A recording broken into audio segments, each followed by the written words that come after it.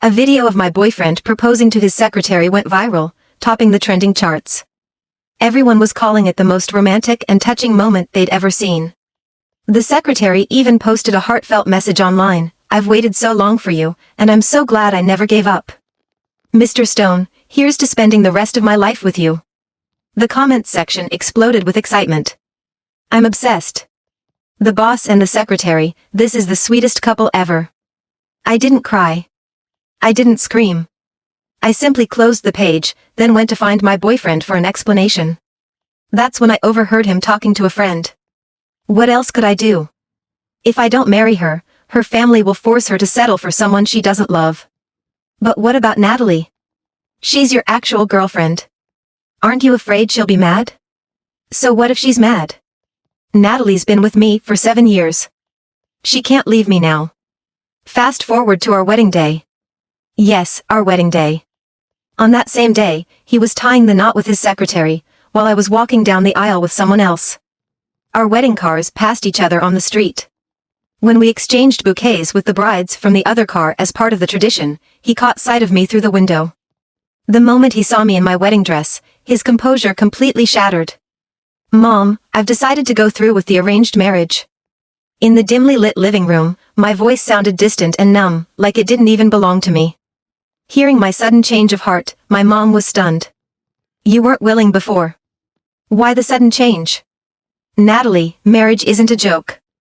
It doesn't matter whether it's arranged or not, what matters is that you're happy. You need to think this through. Don't rush into it." Her words made my chest tighten, and for a moment, my eyes stung with tears. "Mom, I've thought it through. You can start planning the wedding." Mom must have sensed how I felt because she paused for a second before softly reassuring me.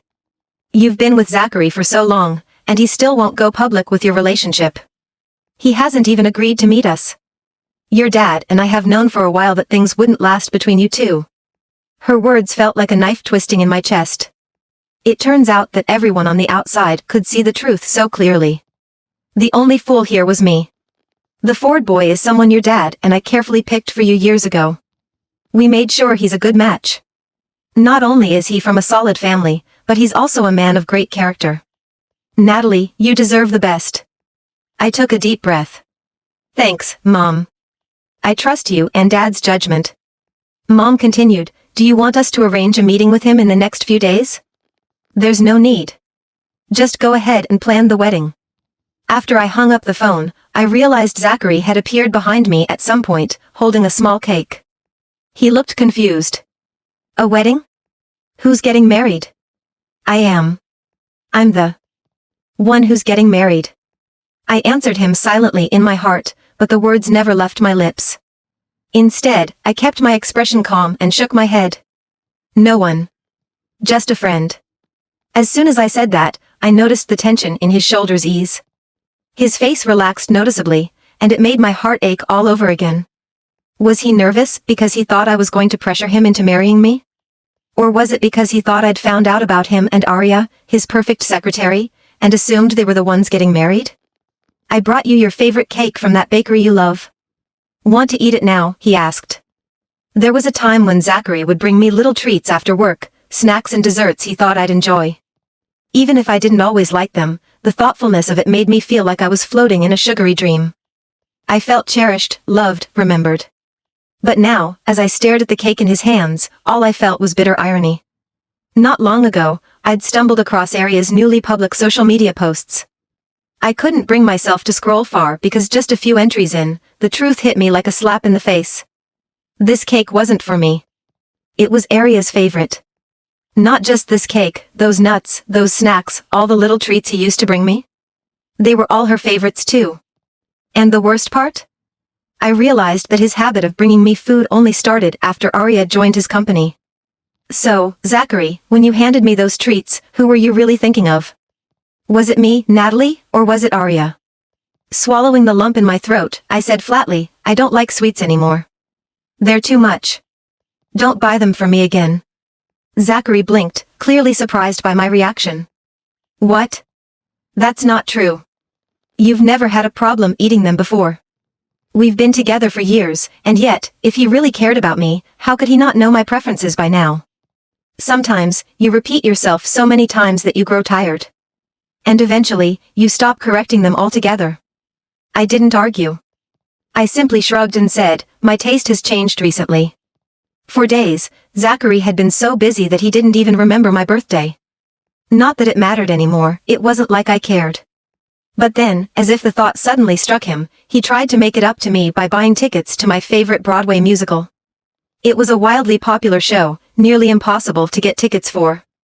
I hadn't been able to snag one myself, so when Zachary said he had 2 tickets and invited me, I agreed. On the day of the show, I waited for him. And waited. But instead of Zachary, I saw a post from Other on Instagram, flaunting 2 tickets to the very same musical. Her caption read, "Bored, so I decided to catch a show.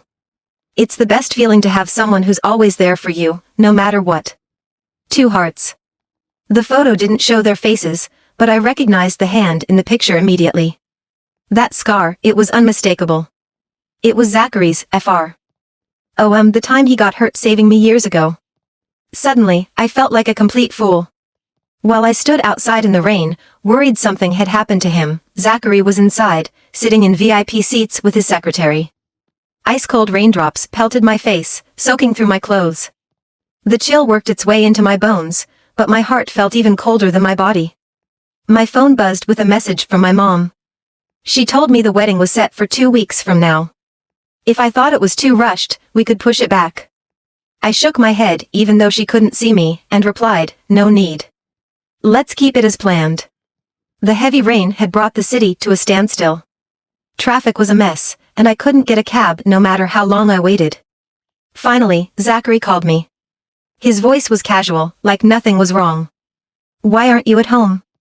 I kept my tone calm, completely devoid of emotion. I'm at the Broadway theater.